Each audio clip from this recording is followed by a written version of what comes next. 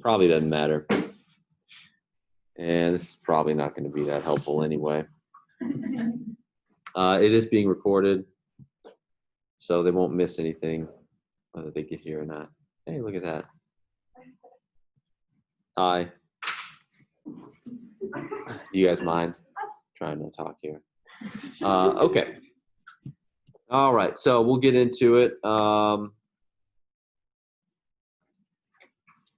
Let's see. I will not be looking at the chat on here. I highly doubt it. So put it on you. You're my chat.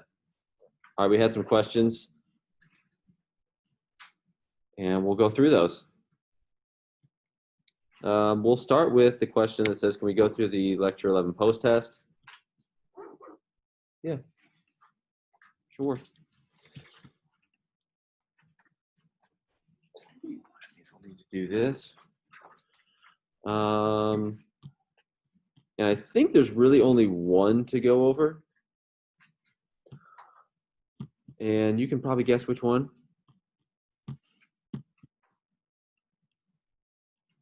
Maybe this one. I think this is the only one we need to go over. Now, if there's something else you want to review, you just let me know.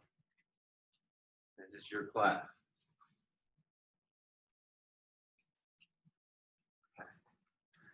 So here we've got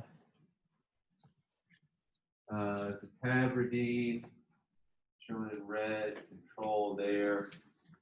That's pacemaking. That's what we're looking at. So they took some little embryonic stem cells, they turned them into pacemaker cells, and then they put on this drug. So what have you noticed with the, well, just compare the black and the red. What's that look like to you? What's going on?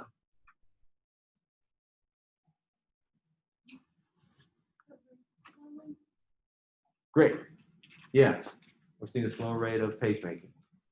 Okay, so what's really important for pacemaking?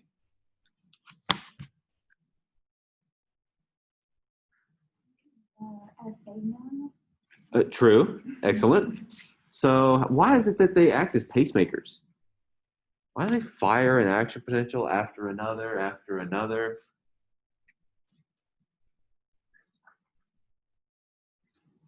I'm going to have you say it out loud because it helps. HCN. You're going to do fine. HCN. That's what it is. H. What does that stand for? Huh? Hypothalamus. That would be sweet if it were, but no. Yeah, I'm on lecture 12. Yeah, you're already in today's stuff. I had a question about last time, so we'll hit that. What might H stand for? Hyperpolarization. Okay. Hyperpolarization activated. What's the CN?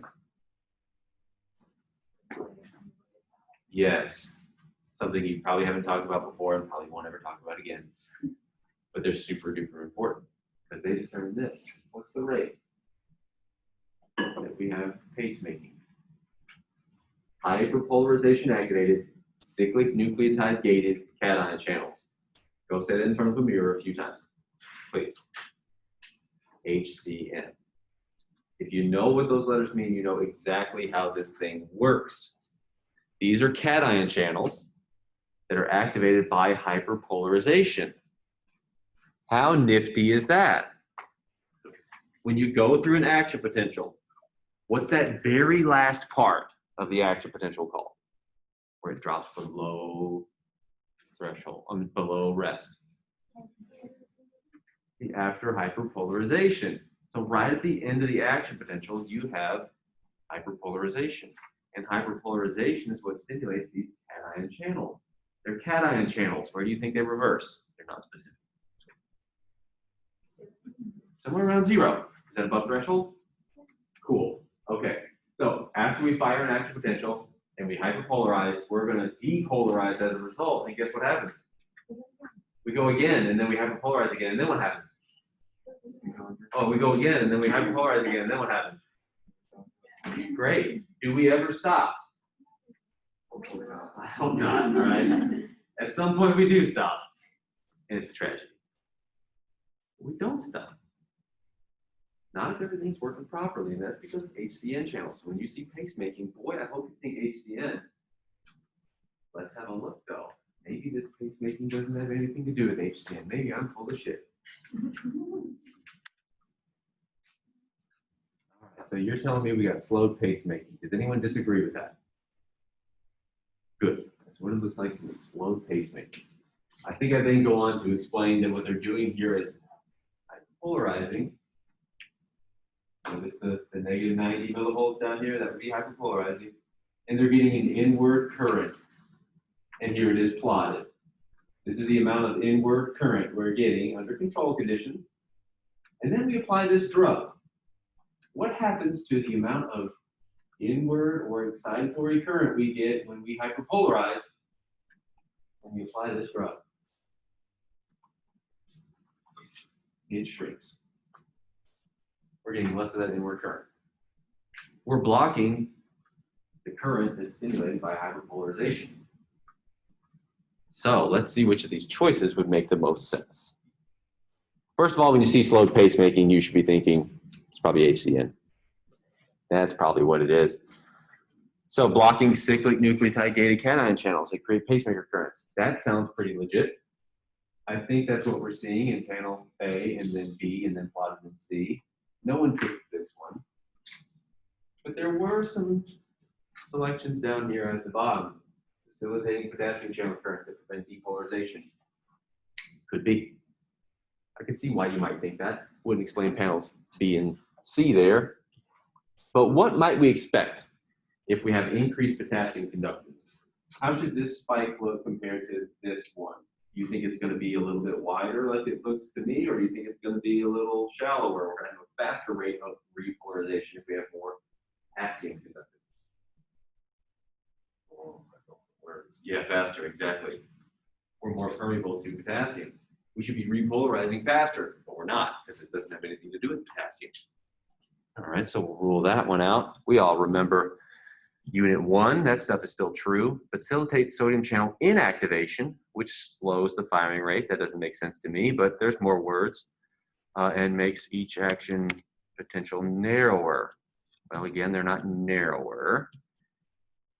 And facilitating sodium channel inactivation, if anything, would speed up pacemaking. That would make sense. Now, pacemaking is all about HCA. And this is why, when you have adrenergic input, so when we release norepinephrine onto the heart, it beats faster.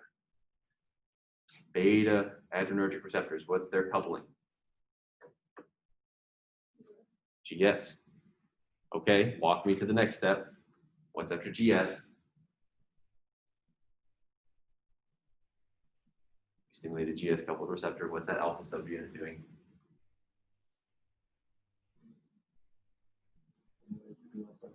Thank you. Stimulates adenylyl cyclase.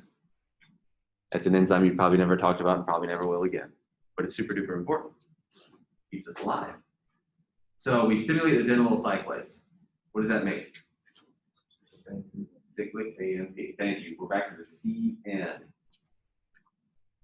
We increase cyclic AMP levels. That's going to facilitate currents through HCN channels. So the rate of depolarization after hyperpolarization increases. I want you to have a look at this part right here. We have to polarize and we quickly depolarize. After we finish our action potential, look at the rate of depolarization. Basically nothing. It's a very slow creep up to the next one. And it's just because we blocked our HCN channels. You want to turn up your heart rate, stimulate a GS coupled receptor. You want to slow your heart rate, stimulate GI.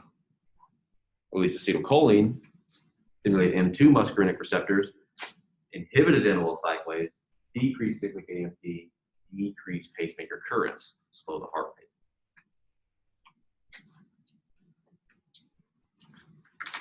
Was there anything else on here that you wanted to review? This is the only one that looked like it was problematic.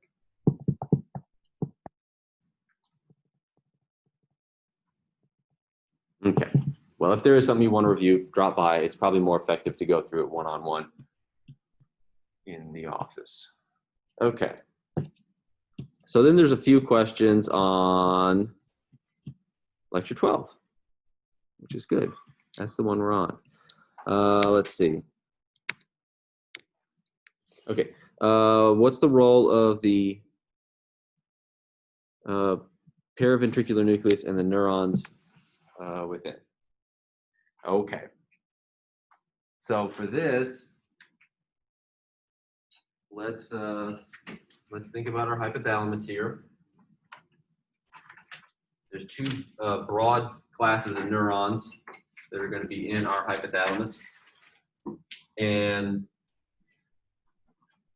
they're either going to be parvocellular, that just means small cell, or they're going to be magnocellular, that means big cell. So small versus big. The parvocellular neurons are going to spit out hormones into the median eminence. We'll draw that in just a second. Magnocellular. Those are going to project down into the posterior pituitary. They're going to spit out hormones directly into systemic circulation. All right, so below and a little in front of the thalamus, we have the hypothalamus. Big collection of neurons here, many different nuclei. This is a well-connected part of the brain. It's got input from the cortex, whether it be cerebral cortex or other cortical areas like limbic system. It's got ascending input from the spinal cord. It knows what's going on in your head, in your body. And speaking of the body, it can influence any tissue in your body via hormones. All right, so in the paraventricular nucleus or the supraoptic nucleus, we can have two different types of neurons. So all throughout the hypothalamus, we're going to have our parvocellular neurons. Again, parvo, just meaning small. And compare that to the obviously larger magnocellular neurons.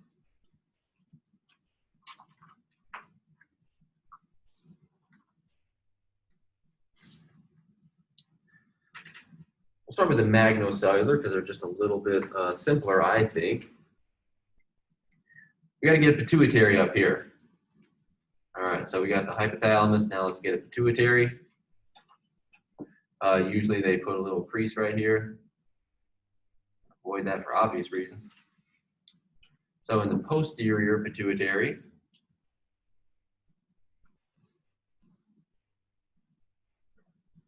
also called our Adeno Hypothesis. Not to be confused with the null hypothesis. This is where we have, thank you, a little bit of nervous tissue. So we're actually putting axons in here. Take it out. So it's a collection of axons from magnocellular neurons, directly projecting on down, and what they're going to do is release their hormones directly into systemic circulation. So surrounding the pituitary there, we're going to have some blood. So we can pick up that hormone, and we can take it elsewhere. Elsewhere being everywhere elsewhere. So we're going to circulate that throughout the body. Depending on the hormone, it's going to hit different tissues and have different effects on them. Now, there's really only two things that you need to think about being released here. Oxytocin and vasopressin.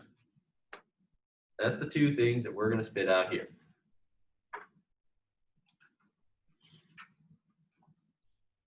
Oxytocin, vasopressin. Now, these will act on a few different tissues. For oxytocin, we need to think about reproduction. And it's going to work across all aspects of reproduction.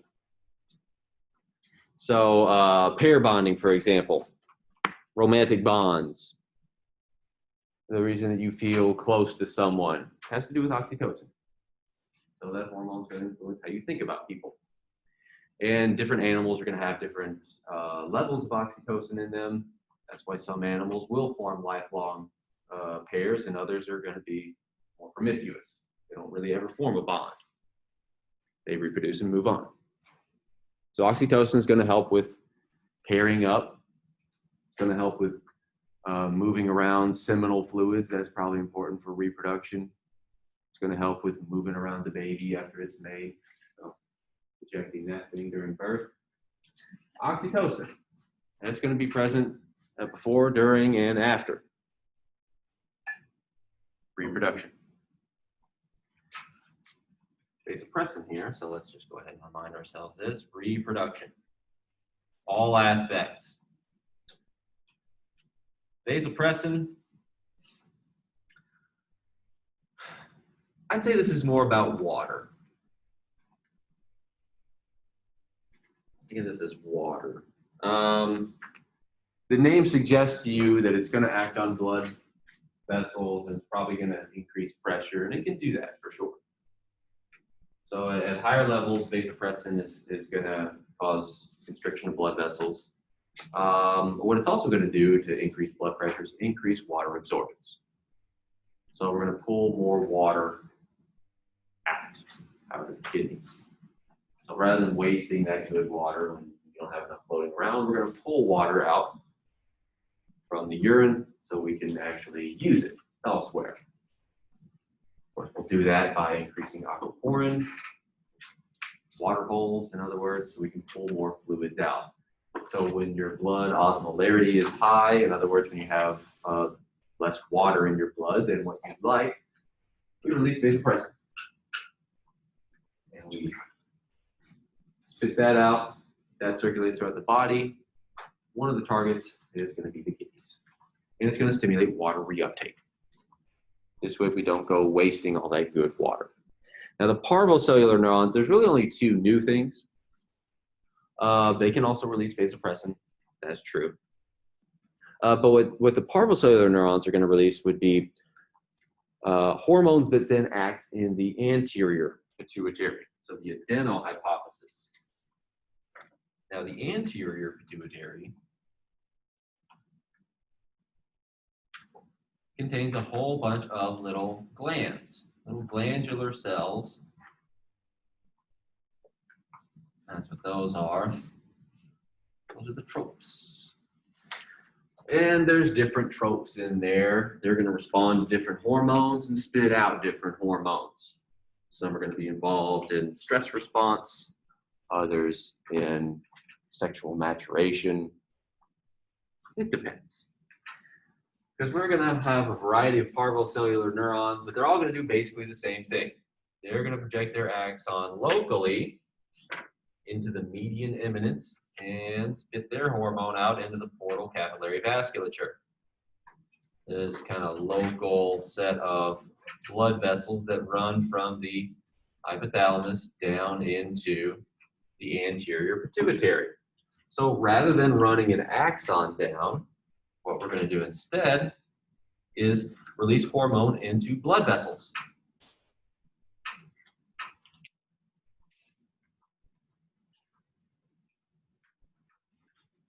Now these capillaries, unlike the other capillaries that we find in the central nervous system, have little holes in them. So these are perforated capillaries. We don't have a tight blood-brain barrier, in other words. That's probably worth noting.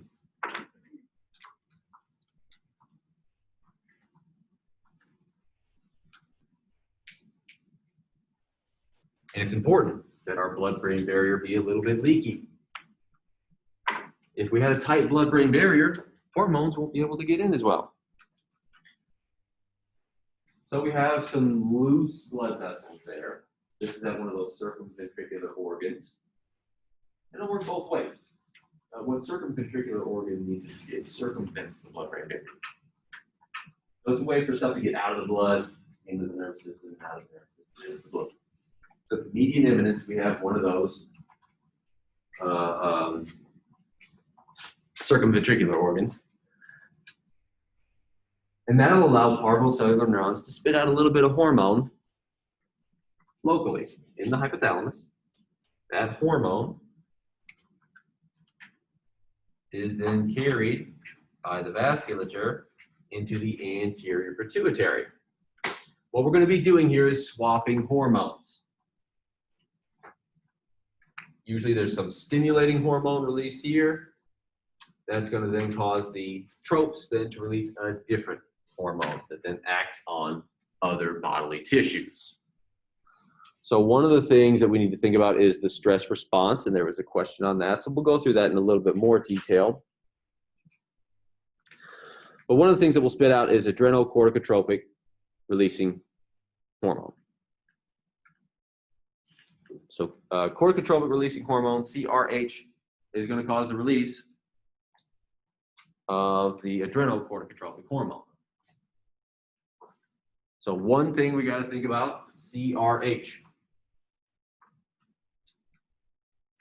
Corticotropin releasing hormone. It's a hormone that causes the release of corticotropins.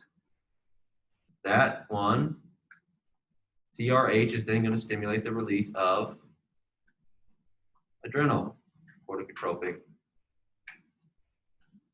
hormone. Adrenocorticotropic hormone will then act on the adrenal glands, cause the release of stress hormones, corticotropins. All right, the other thing, thyrotropin releasing hormone, if you're into that kind of thing. That'll then stimulate the release of thyroid stimulating hormone. Thyroid stimulating hormone then stimulates the thyroid to release thyroid hormones. So there's a few hormonal cascades. You don't really need to know all of those. There's a lot of them. What you do need to know is the difference between your anterior and posterior pituitary. If you find that you're really into one of these hormonal cascades, you can learn about that, and it's going to follow the same basic principle. So those parvocellular neurons,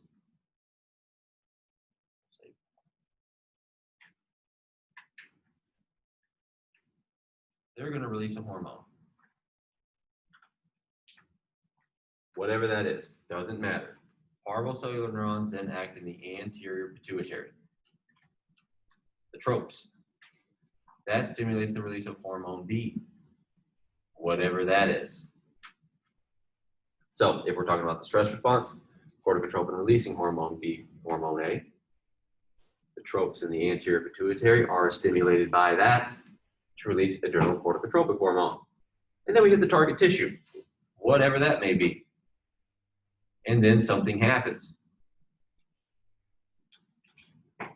If we want to grow, hormone A would be growth hormone, releasing hormone. Hormone B would be growth hormone. Target tissue would be a variety of tissues, liver, bone, and we stimulate growth. Yeah.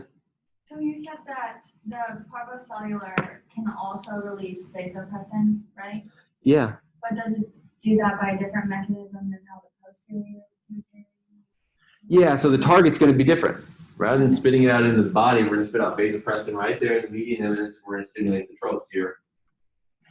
What vasopressin is going to do there is then stimulate the release of adrenocorticotropic hormone. Okay. So it plays a role in the stress response.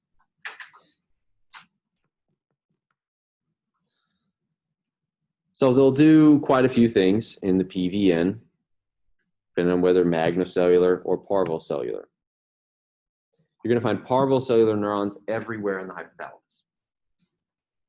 Every nucleus is going to have some parvocellular neurons. Magnocellular, that hits that Adeno Hypothesis, directly release hormones, those are only in the paraventricular nucleus, optic nucleus. Those things are unique. A little bit different.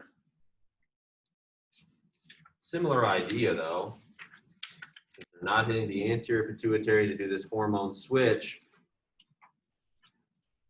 magnocellular neurons just release their hormone directly into systemic circulation. And there we hit our target tissue. What's up?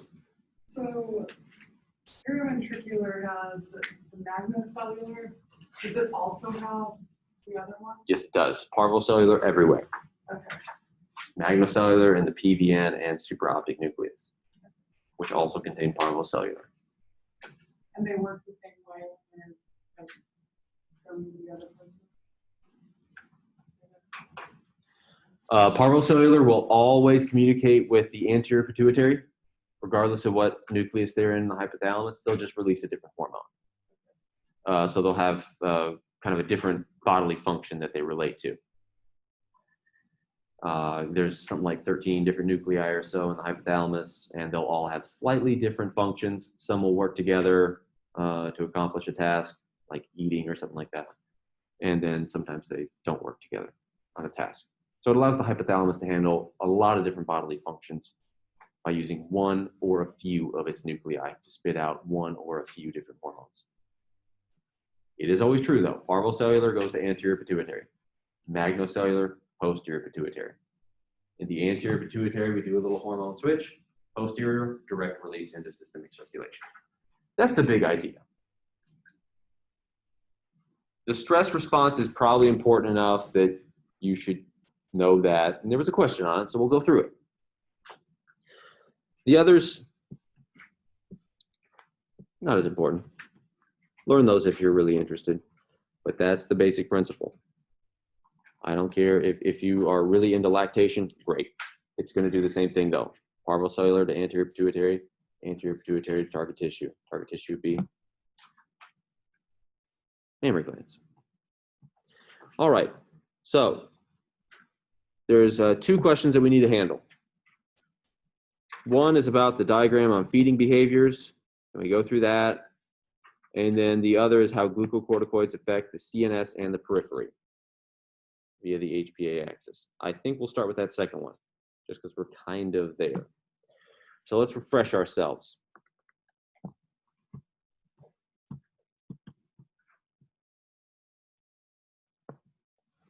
Let's have a look at our HPA axis. Hypothalamus, pituitary, adrenal. So it's going to start in the hypothalamus. We're going to do the old switcheroo there in the anterior pituitary. Then our target tissue in this case, the adrenal glands. The cortex there is going to create our glucocorticoids. The medulla will spit out some norepinephrine and epinephrine to help contribute to that stress response. Same principle though.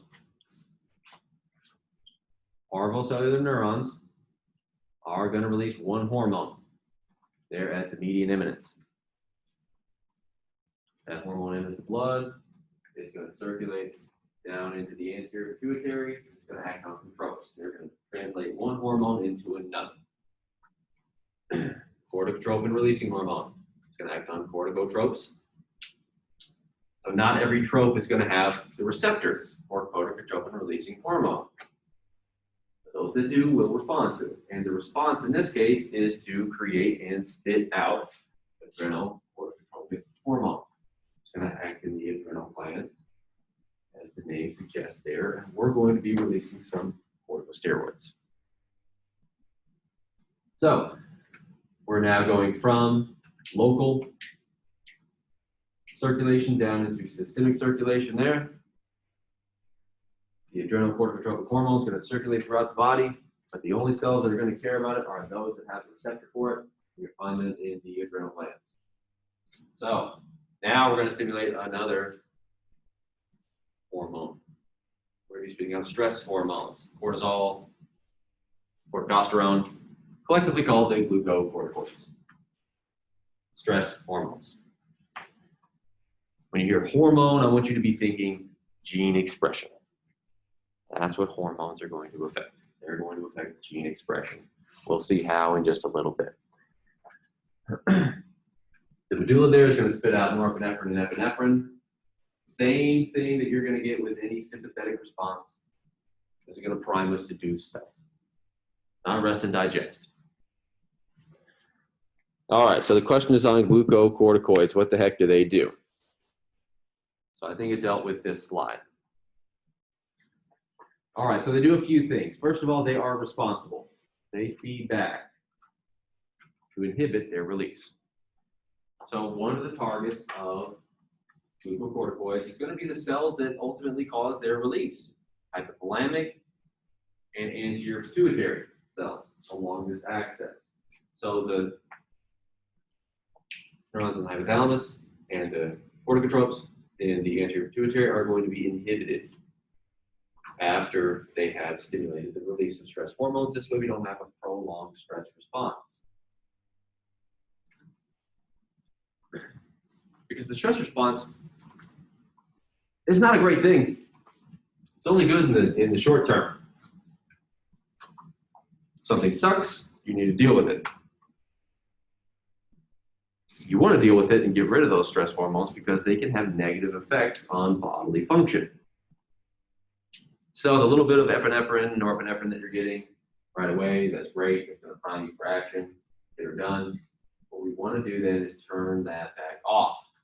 So in the central nervous system, we got that feedback. This way we get a brief burst. We don't want a prolonged stress response. One of the reasons why we don't want it is because stress hormones interfere with the production of new neurons.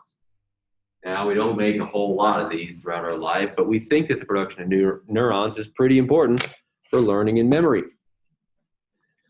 So, under periods of prolonged stress, memory function declines, and that's probably because of decreased production of new neurons in the hippocampus. We think this is pretty important for memory function.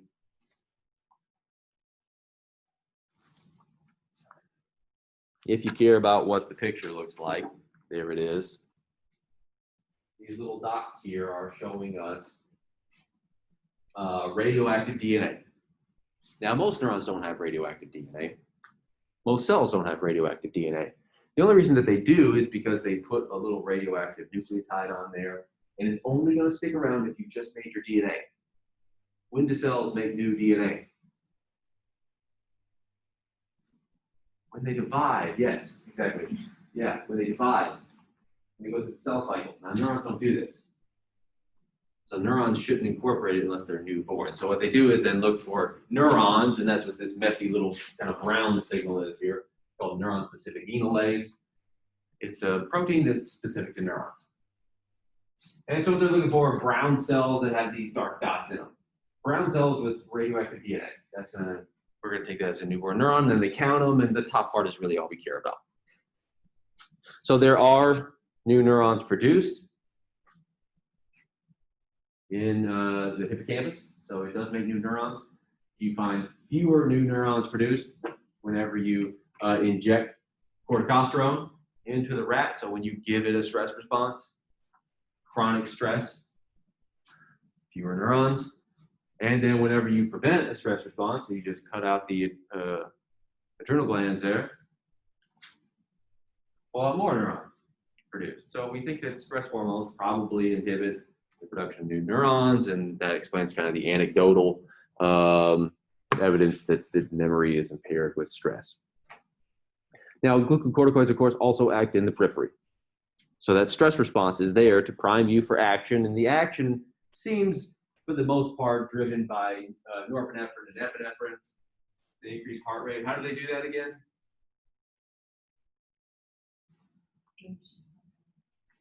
Then that's why you're going to say it out loud a few times in the mirror. H something N. HCN. Okay. Exactly. Beta adrenergic receptors. They'll be stimulated by epinephrine and norepinephrine. They'll both act on beta adrenergic receptors. GS. Stimulates adenylyl cyclase, increases cyclic AMP, increases HCN conductance, and your pacemaker cells are off to the races. They're going to depolarize more abruptly. Yeah, the slope will change. They hit threshold, they fire at a faster rate. Get stuff done.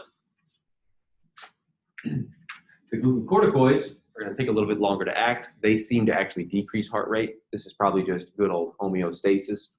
It would be unsafe to increase heart rate and then increase it again. So we get a little gas, we get a little break. This is just being responsible.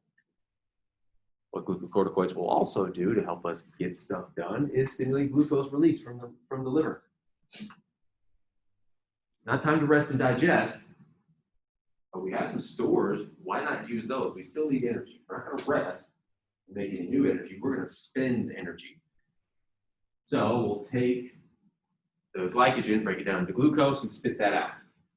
Because we're not moving food through the gut, pulling out new glucose. We're going to take stuff we've already stored and then put it into circulation. Every cell needs glucose in order to function. Everything's got to pay the bill. So if you're going to run away, your muscles are going to need some ATP. Guess what they're going to get it from? It's going to be glucose. So priming us for action, stimulating glucose release from the liver. What it will also do is decrease inflammation. This is also kind of helpful in a stressful situation because inflammation is painful. Pain sucks. And you don't want to sit there and whimper about a little thorn in your foot when you need to run away from the tiger or whatever is chasing you. So we're going to cut down on inflammation. This way we don't worry about that shit that doesn't really matter. We'll worry about that later. So while we have our stress response, we are going to prevent inflammation by stimulating the expression of anti-inflammatory genes. Because remember, these are hormones. And what hormones do is affect gene expression. The expression that they're affecting here, anti-inflammatory proteins. So the things that suppress an inflammatory response. This way, while you have a problem to solve, you can solve it without having to worry about additional pain that's brought on by inflammation. This would, of course, be a very, very bad thing if you had a prolonged stress response because inflammation is really important for cleaning up infection or damage. Inflammation sucks, but so does my class. You still have to come. You still need inflammation to take care of problems that arise when you have damage. We do need inflammation, just like we need pain. Apparently, we need neurobiology too. Prolonged stress response, decreased immune function, impaired memory. Obviously not a good thing. So stress should be brief. Yes? That goes along with why like people who are under stress are more optimistic. Exactly. Memory sucks and you're more likely to get sick. You can't mount an inflammatory response against little foreign bugs that get into you. So rather than cleaning it up, not in this case. So de-stress every once in a while. It's good for you. Now this tries to keep it brief, but sometimes you might have jerks in your life that are making you take tests too often and prolonging your stress response. If you think that I'm contributing to your stress, just come talk to me and we'll see if I can help. I don't want you to have a prolonged stress response because I know it's bad for you. A little stress is great though. You need a little burst. You don't want to have constant anything. And this brings me to the last question. Feeding. Everything in moderation. That's what my mom always told me. She's a smart lady.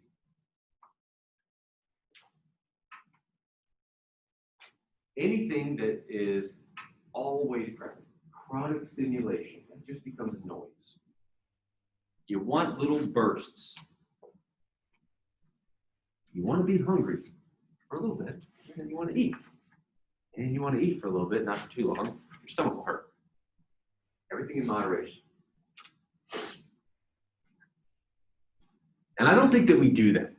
I don't think that we have everything in moderation these days. Or maybe ever. But times are pretty good right now. You can go down to the supermarket and get anything you want. We don't have to worry about seasons anymore. You can buy bananas here in Evansville. When's the last time you saw a banana growing in Evansville? Never. We ship them around the world. We always have bananas. You don't have to eat local. You eat locally. And not only that, for $1, you can get at least 400 calories anywhere you go. That's what you should be looking for. That calorie per dollar ratio is very important to me. This is how I do my orders. If you're not getting 400 calories per dollar, you're not getting a good deal. Now you can order through an app. Nowadays, it's so easy. You don't even have to go there. I'm kind of hungry. little bit here. Let me throw some extra mayo on it, of course. That's the trick. So you get extra calories. And if you order through the mobile app, sometimes they throw a free sandwich at you. Here you go. Here's another 400 calories for you. There you're 800 calories per dollar. My goodness. It's going to be hard to regulate your feeding when times are so good right now. Cheesecake didn't always exist. It's delicious. And some people have a hard time saying no. It's easy to do. Some people get addicted to food. Now, we do have a system in place that should hopefully keep this all in check, but man, it's tough. When you can go to the supermarket and buy anything you want. Now, if you're really into calories per dollar, what are we looking for? McChicken. Okay, yeah, McChicken's good. Bag of flour is what I was hoping to hear. Quite disgusting to eat. 8,000 calories per. Yeah, it's crazy. Bag of flour is most calories per dollar you can get out there. All right, so here's our baseline. This is what's supposed to help kind of set up how much we want to eat. Because we're all snowflakes. Some of us like to eat more than others. The reason for that has to do with just intrinsic differences in our hypothalamus. We have what we call the apostat, which is a brilliant name. Wish I would have come up with it. It's like the thermostat for your appetite. That's not apestat. It's apostat. How much you want to eat, how much you want to not eat, depends on input from different hypothalamic areas to the arcuate. So here's our central regulator, the arcuate nucleus. I'm going to simplify it and call it the arcuate. There's at least 3 different types of neurons in there that do very different things, but who cares? The arcuate. That's going to determine our feeding. Now we get to input from the lateral and ventromedial hypothalamus. Lateral hypothalamus stimulates hunger, ventromedial, satiety. How much you want to eat depends on the relative amount of input from those two. If you have a little stronger input from the lateral hypothalamus, you're going to eat a little bit more. If you have a little more input from the ventromedial hypothalamus, you're going to eat a little bit less. And that's going to create our set point. That's kind of where we want to be. We think this because of lesion studies. So when you cut out these different areas as best you can, you see changes in feeding behavior. So we've got our fat little dogs here, which is cute. Got the little belly hanging. Sitting on the ground there. Why are they so portly? This right here. How much are they eating? That's on the Y. And these are just different dogs. The DM is telling you that they're lesioning the ventromedial hypothalamus. So they were tagged to be a lesion in the ventromedial hypothalamus.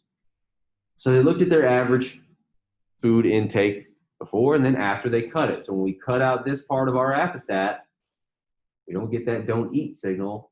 So now we're getting more eat. That's going to increase our set point for how much we want to eat. And the dogs ate over twice as much as a result. So we got this kind of baseline input here to the arcuate. That's our set point. Then we monitor what's going on in the body. Is it time to eat? Well, that's going to depend on your stomach. Do I have stuff in my stomach? Is my stomach full? That's the basic question we're asking. If stomach is full, we probably don't need to eat. If stomach is empty, we should probably eat. That's the logic. That should make sense. Don't need a cheat sheet for that one. When we have an empty stomach, we get release of ghrelin. Ghrelin is a little circulating hormone that's going to affect the arcuate. So when we have an empty stomach, when our stomach rumbles, we release ghrelin. What ghrelin does is act in the arcuate, and it stimulates protein kinase A. Protein kinase A, in this case, increases calcium channel conductance. Calcium is, of course, excitatory. Notice, lateral hypothalamus, excitatory. Eat. Ghrelin, excitatory. Eat. Stomach is empty. Let's eat. The reason we think that this is the case is because of this. So just so we can make sense of it, y-axis, what's over there? Calcium. Look at the amount of calcium that's going into arcuate neurons when they apply ghrelin. So of course these neurons have been taken out of the animal, so no more stomach around. So where they're going to get their ghrelin from is a little pipette. So when you dump ghrelin onto the arcuate neurons, we get a little burst of calcium. Cool. That's because they're excited. Whenever you inhibit protein kinase A, you have the inhibitor right there. So now we've inhibited it. Let's put on some ghrelin. Nothing. Other kinases don't matter. You inhibit protein kinase C, you inhibit calcium with ghrelin. So ghrelin is going to stimulate calcium currents in arcuate neurons. That's going to excite them. Let's think about the targets of arcuate neurons. We got an excitatory projection to the amygdala, cortex. So when the arcuate is stimulated because our tummies are grumbling, we're releasing ghrelin. We're going to stimulate the amygdala. And let me oversimplify the amygdala real quick and tell you that when it's active, you don't feel good. Negative emotion. When you cut out the amygdala, people lose the ability to recognize and feel negative emotions.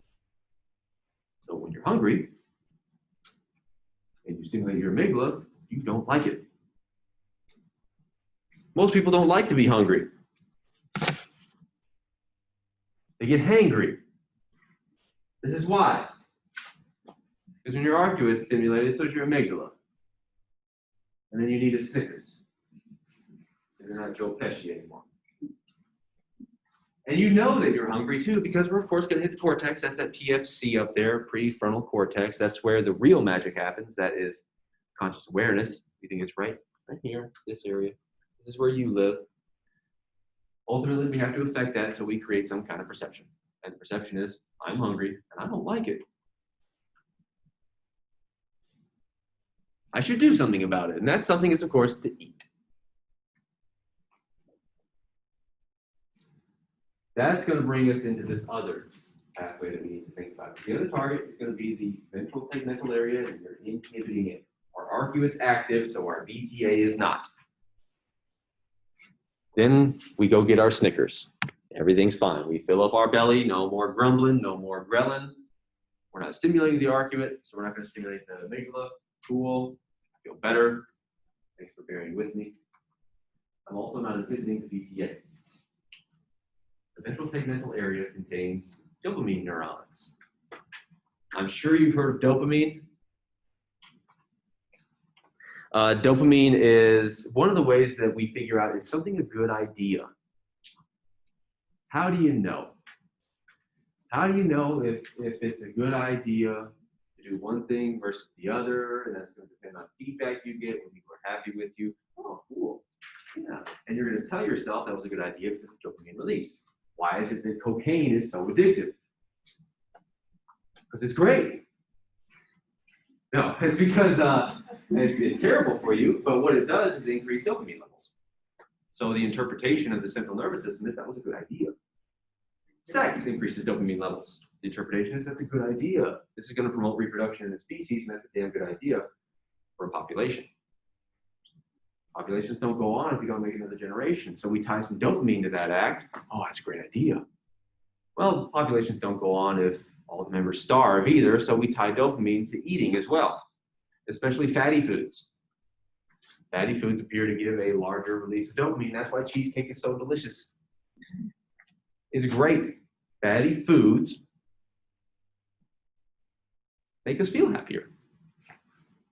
You get a little more dopamine out of it. So you say, that was a great idea. I like food. I'm going to do that again in the future. Now, your specific taste, that's not anything to do with this. That's elsewhere. I don't think we'll talk about taste in this class, but if you're interested, come on by.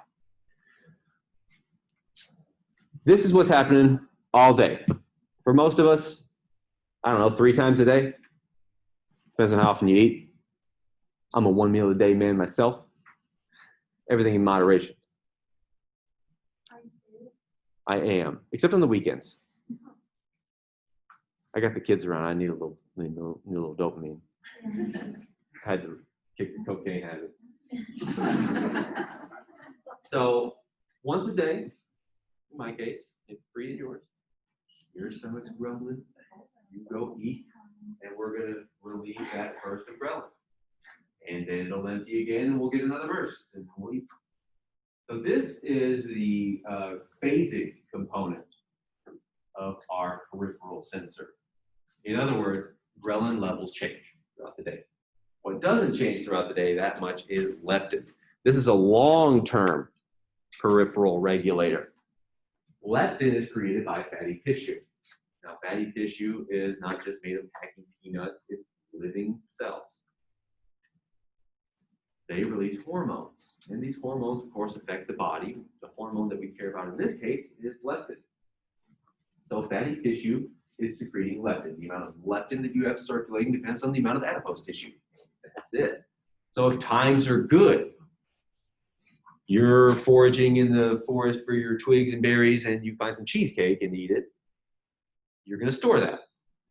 All right, you'll store the excess as adipose tissue, and your leptin levels will kind of creep up over time if you keep finding that mystery cheesecake and eating it on the forest. As you store excess calories as adipose tissue, leptin levels increase. Now, what leptin does, rather than stimulating calcium currents, that's going to stimulate potassium currents. Of course, potassium is going to be inhibitory. It reverses down there around -100 or so, not positive 100 something. Negative. So when you apply leptin, notice what happens to the activity of this neuron there in the arcuate. We put our leptin on, all of these vertical ticks, those are action potentials, and we're silent. This is telling us we're good. We've got enough calories. We don't need to go eating right now. This should hopefully help us maintain a relatively stable weight. But like I said, times are great right now. And it's hard. And what do you think happens if you pack on some adipose tissue and, well, times are still good? They still have abs. Extra mayo is free. Fuck it. Throw it on there. Keep having the extra mayo. Maintain your adipose tissue, maintain your leptin. What's homeostasis going to do? It's going to make a new set point. We're going to downregulate leptin receptors. Obviously, if we're constantly stimulating them, the only responsible thing to do is downregulate that. That's clearly noise. I don't need to listen to that. And so we have a new set point. So it's no surprise with the way things are today. Food is delicious as it is. We got salt, we got sugar. Food is cheap as it is. When you think about the amount of calories per dollar, which you should be, there's no surprise that we're going to have a very difficult time maintaining a normal weight. And this is why I eat one meal a day, ladies and gentlemen. I know myself. I have no self-control. I'm looking to get 800 calories for $1, okay? That's what I'm trying to do. I'm going to eat a disgusting amount of calories at once. I can't have more than one meal. It won't work. I know that I'm going to fuck all this up. So I use this, and I plan accordingly. Just one meal. Now, of course, we have other hormones that are affected by feeding behaviors that I haven't mentioned here, like insulin. What happens if we, let's say, always eat? We're always eating some candy. I would like to. I don't. What do you think happens if you just eat sugary shit all day? What are your insulin levels going to look like? They're going to be high, exactly. They're going to be high all fucking day. It's going to look like noise. And what do you think is going to happen to insulin receptor sensitivity? It's going to decrease, and then we're probably going to have a problem with diabetes as a result. Does that sound like it's far from reality? So my dad had diabetes. I don't want to get that shit, but I want to eat like a disgusting pig. So I do it once a day. Win-win. And I save time. Okay. That was all the questions, and then some. Dr. Pitt, I have a question. God, yeah. Sorry. So with ghrelin, it stimulates the amygdala and inhibits the VTA? Yeah, via the arcuate. So the question is, does ghrelin stimulate the amygdala and inhibit the VTA? Yes, indirectly. Ghrelin is going to stimulate the arcuate. Neurons in the arcuate are going to stimulate the amygdala and inhibit the VTA. And then leptin just inhibits the arcuate, so it doesn't affect the amygdala or the VTA. Yes, so then the effect of leptin, as you said, is to inhibit the arcuate. When we do that, no more stimulation of the amygdala, no more inhibition of the VTA. Yes, so that the purpose of leptin is to suppress feeding behaviors. So think of the arcuate as that central master regulator.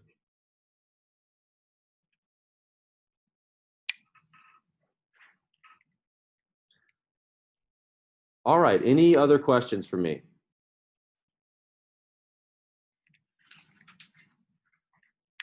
Okay, cool. So there's a post test. You can get on that now and let me know if you have any questions. Does anyone, I should probably send a Zoom link to people who want Caitlin and Maria in their group. So who are they normally with? Oh, okay, great. Whatever you prefer.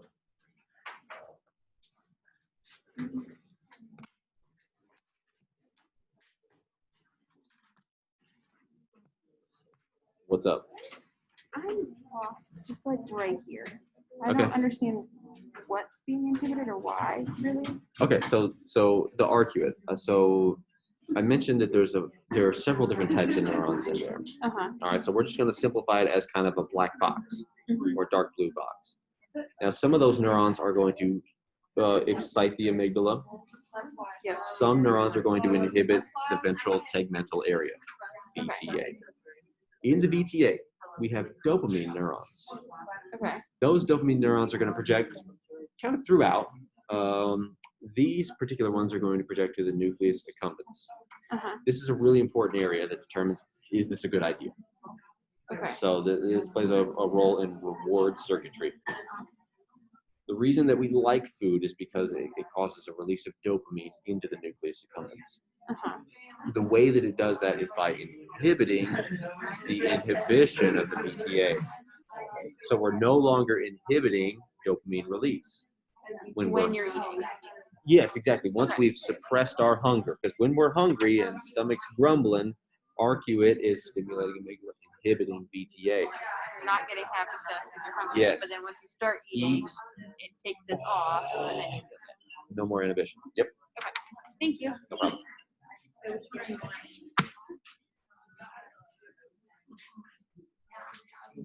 I'm going to end this Zoom unless there are strong objections, just because it's being recorded and I think it's probably not the best. What's that?